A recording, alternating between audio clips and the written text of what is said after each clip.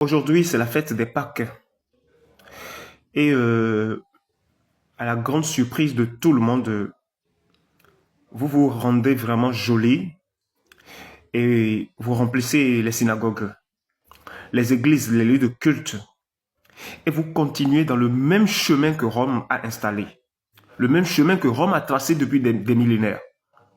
Pensant que, en étant en train de festoyer cette Pâque, c'est que vous festoyez véritablement la résurrection du Christ. Eh bien, sachez que ce n'est pas vrai. Ce n'est pas vrai. Vous devez commencer à ouvrir les yeux pour savoir que nous ne sommes plus à ces choses-là. Nous ne sommes plus à ces époques-là. C'est vrai, tu t'es lavé, tu as porté ta belle robe, ta belle tenue.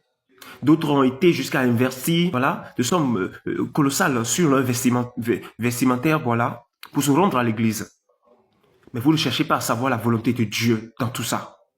Vous ne cherchez pas à savoir la volonté de Dieu dans tout ça.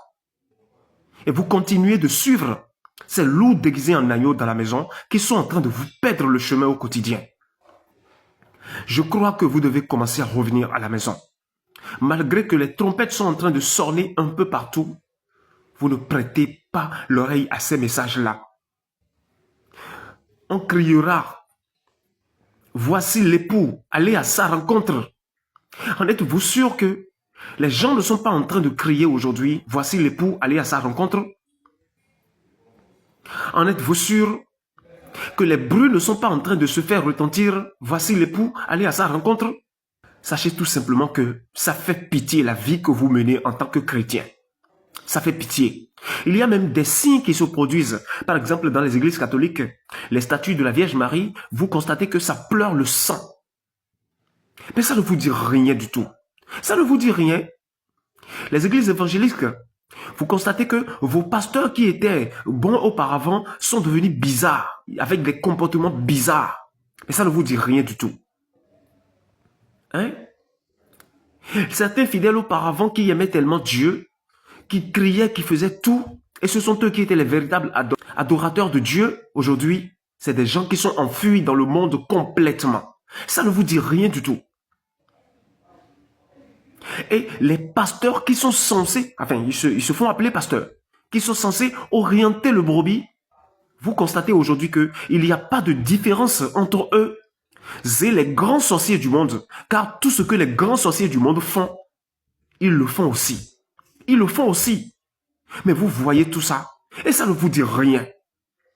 Quel peuple! Quel peuple! Quel peuple! Oh, quel peuple! Et vous aimez suivre les gens bêtement. Vous devez vous réveiller. Vous devez vous réveiller. Aujourd'hui, c'est la Pâque, c'est la semaine de la Pâque. Vous vous réjouissez. Vous vous réjouissez. Vous ne savez pas que Rome a déjà pris possession de ces choses et que la fête que vous fêtez ne vient pas de Dieu, mais de Satan. Vous ne savez pas que ce qui s'est passé au temps de Noé est revenu encore. Savez-vous ce qui s'est passé au temps de Noé? On était en train de crier. Allez rapidement, prenez vos bagages, rendez-vous en même temps dans la barque, dans l'arche de Noé, parce que Dieu veut détruire la terre. Personne ne taille d'importance à ça. Personne ne comprenait, personne ne cherchait même à comprendre.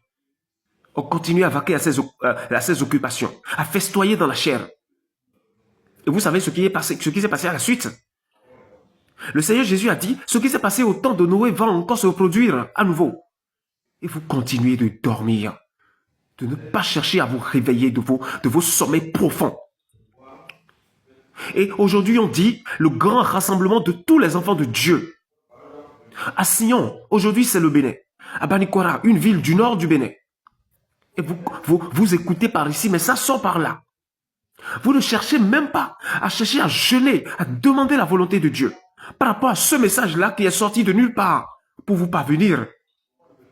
Je vous en supplie, cultivez l'humilité et réveillez-vous. Notamment, je parle au peuple africain. Notamment, je parle aux peuples américains qui craignent le Seigneur. Ceux qui sont dans les Caraïbes, qui craignent le Seigneur. Ceux qui sont en Europe occidentale, qui craignent le Seigneur. Ceux qui sont en Asie, qui reconnaissent que Jésus est le véritable Dieu qu'on doit suivre. Réveillez-vous. Les musulmans, vous qui avez un seul cœur avec le véritable Dieu, écoutez votre cœur, sachez que vous devez revenir à Jésus.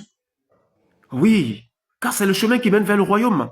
Jésus, il est le seul qui est le chemin qui mène vers le royaume. Et je vous dis que le royaume est venu déjà sur terre et que c'est déjà en construction sur terre. Ouvrez vos yeux et voyez loin. Soyez abondamment bénis. Partagez la bonne nouvelle autour de vous. Merci.